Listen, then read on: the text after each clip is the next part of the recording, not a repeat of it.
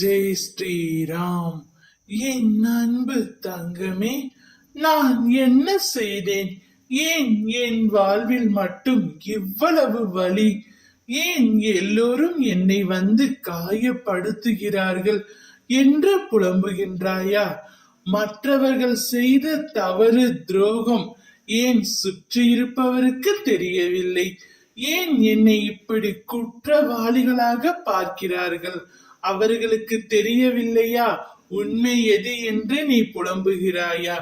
ஆனால் அவர்களுக்கோ அதை அனுபவித்துதான் புரிந்து கொள்ள வேண்டும் என்பது விதி.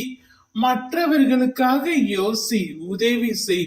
மற்றவர்கள் கஷ்டத்தை நினைத்து வருந்து, மற்றவர் வழிக்காக பிரார்த்தனை செய். ஆனால் உன் வாழ்க்கை என்னும் மூச்சை உனக்காக சுவாசி. அதில் ஒருவர் மட்டுமே உயிர் வாழ முடியும். அது மூச்சை நீ மட்டும்தான் சுவாசிக்க முடியும். நான் சொல்வதை உன்னால் புரிந்து கொள்ள முடிகிறதா? நீ வைரம், உன்னை ஒரு வடிவம் கொண்டு வருவதற்கு செதுக்குகிறேன். உனக்கு துணையாக நான் வாழ்வேன். நீ என் பரிபூரண அருளும் ஆசீர்வாதமும் அன்பும் பெற்ற என் செல்ல பிள்ளை. கவலைப்படாதே. கர்மா என்னும் தூசுகள் உன்னை தாக்காமல் என் இமை உன்னை காக்கும். சிறு சிறு கர்மாக்கள் உன் கண்ணில் விழுந்த தூசியாய் உன்னை உறுத்தினாலும் என் மேல் நம்பிக்கையோடு இரு.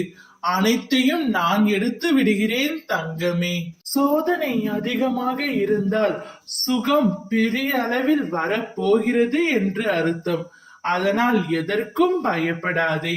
இதை நீ பார்த்த நொடியே ஒரு அதிசயம் நடக்கும். மகிழ்ச்சி அடைந்து நீ ஆறுதலும் பெறுவாய். ஜெய் ஸ்ரீராம்.